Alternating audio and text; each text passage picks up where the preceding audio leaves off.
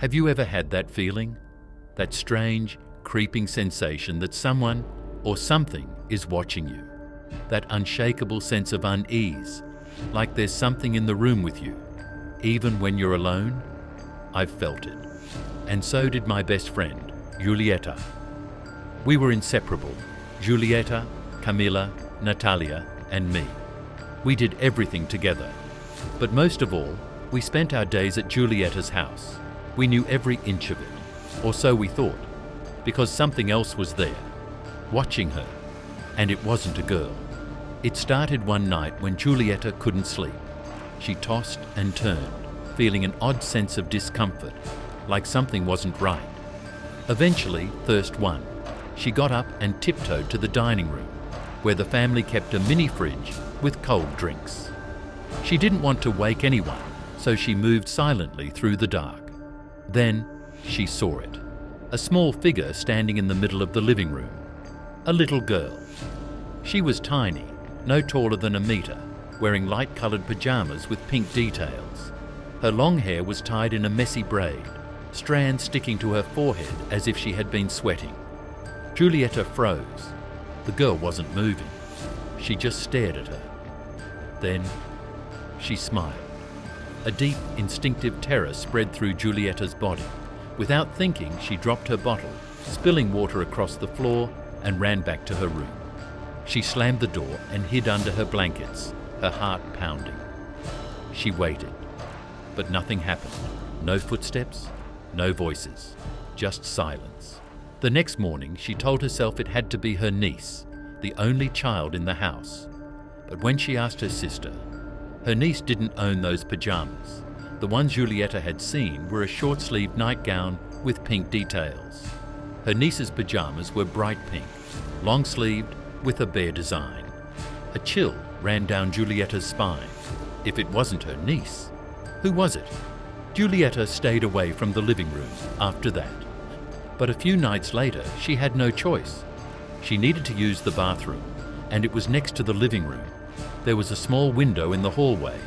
It looked into the living room, and through that window, you could see everything. I walked in silence, Julieta whispered to us, her hands trembling. I left my bedroom light on, my door open, in case I had to run. She closed her eyes as much as possible, not wanting to see anything. She made it. She was safe, until she washed her hands.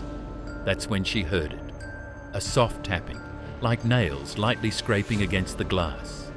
We shuddered as she told us. Julieta swallowed hard. I don't know when I did it, she said, her voice cracking. But I looked. She paused, gripping our hands. Her skin was ice cold. She was there. We held our breath. The girl was standing against the window, her face pressed against the glass. Her hands were flat against it, her eyes too close, so close they looked wrong. Julieta's voice shook, and her fingers, they were drumming against the glass, over and over again. We didn't move, didn't breathe. Then Julieta whispered the worst part. She smiled at me. A silence settled between us. I don't know how I got back to my room, Julieta whispered, but when I shut the door, when I hid under my covers, that smile was still in my mind. She looked at us, her expression unreadable. I felt mocked, she whispered, as if I had fallen into a trap, as if that thing knew something I didn't. We didn't know what to say. Even Camilla, the bravest among us, had lost her usual confidence. We should have walked away then, but we didn't. And soon we realized it wasn't done with Julieta. Days passed. We convinced ourselves it was just her imagination, until we visited Julieta's house for a school project. We sat at her desk, trying to focus, and then a faint tapping, weak but clear, coming from the bedroom window. We turned our heads in unison, then looked at Julieta. She frowned and asked Camilla to check. Camilla got up and pulled the curtain aside. Nothing. There was nothing there. But the silence wasn't comforting. Then louder knocks from the adjacent wall. Who sleeps there? I asked. Julieta looked at me, her face pale. No one. That room is empty. Camilla grew restless and decided to check the other rooms. Natalia begged her not to go, but she didn't hesitate. She stepped out, leaving the door slightly ajar. The seconds stretched endlessly, until she returned, looking confused. "There's no one," she whispered. "The rooms are empty. No one is here." We should have felt relief.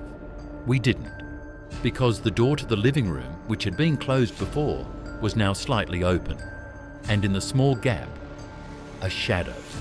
It had no shape, no clear form, just two colours, black and white. Julieta pulled out her phone, switched to video mode and zoomed in. We huddled around her, watching the screen intently. Then, the shadow moved, just a slight shift, but enough to make the door creak open. Natalia let out a strangled gasp, and panic erupted. We screamed, except for Camilla, who ran to the bedroom door and slammed it shut. Then, bang, knocking, on both the window and the wall. At the same time, it was impossible. Impossible for a person, but not for something else. Natalia broke into sobs. "I want to get out of here," she whispered. The only thing we could do was wait. Eventually, the knocking stopped. Minutes passed in silence. Then, a knock at the bedroom door. We jumped, but this time it was Julieta's grandmother. She smiled warmly. "I'm back, girls. I brought fruit for you." Behind her, Julieta's niece peeked in, smiling. "Did you just get here?"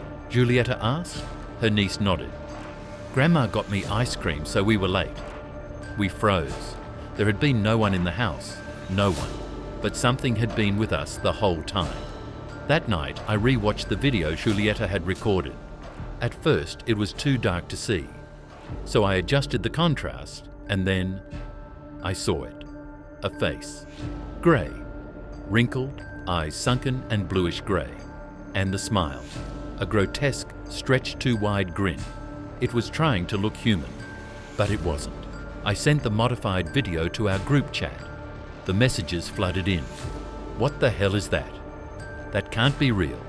But Julieta never replied. Not that night, not ever. 11 years later, I'm 26 now. And I still remember that night with terrifying clarity. Because I know what happened next in Julieta's house.